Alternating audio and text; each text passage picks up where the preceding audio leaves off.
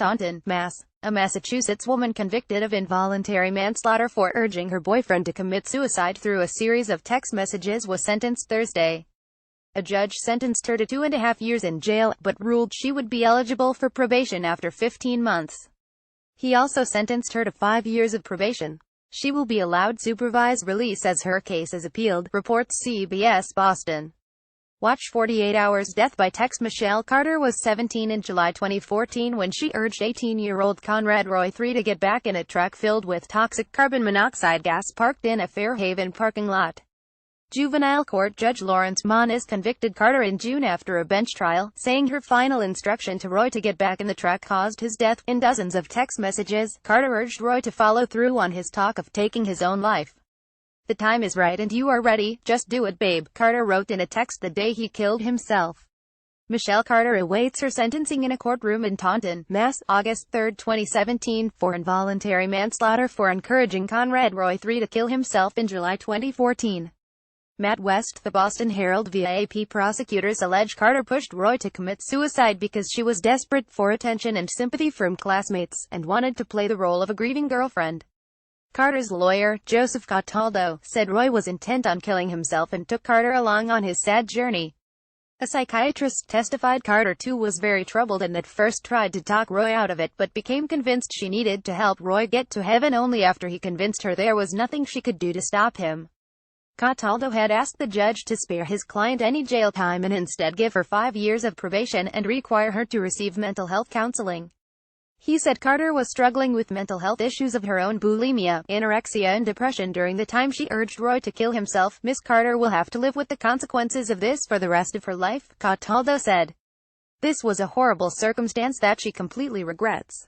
Prosecutor Mary Claire Flynn called probation just not reasonable punishment for her role in Roy's death. Prosecutors asked the judge for a sentence of 712 years. Moniz repeated a statement by a prosecutor which he called perhaps the most poignant comment in the trial. "This is tragedy for two families." In handing down his sentence, he cited that Carter was a juvenile at the time of the crime. He said he hasn't found that her age or level of maturity or mental illness had any significant impact on her actions, but said the young age of youthful offenders offers a greater promise of rehabilitation.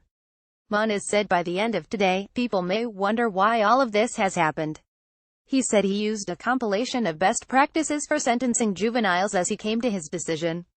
He also cited the impact on Roy's family members and took into account their emotional statements to the court.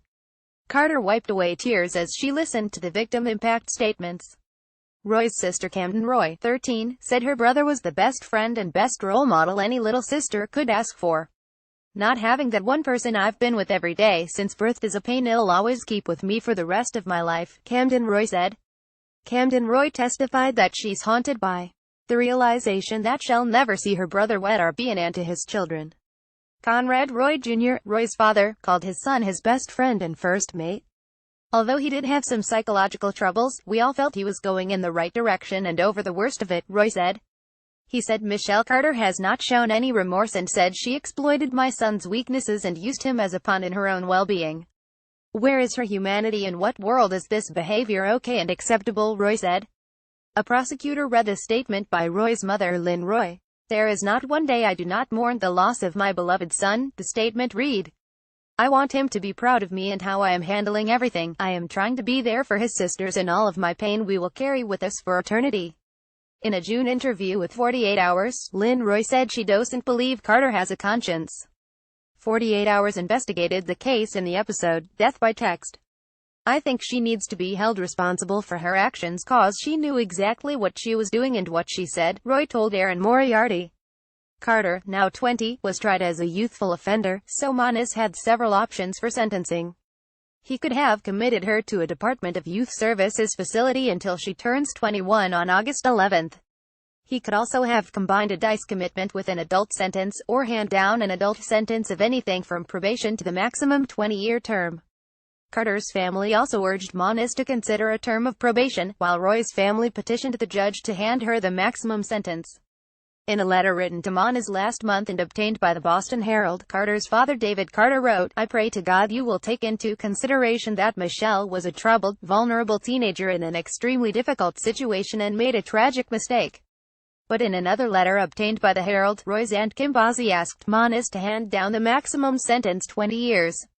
I'm unsure when Michelle Carter decided to set her sick plan into motion or why, but when she did it relentlessly. It was calculated and it was planned down to a T, Bozzi wrote, according to the Herald.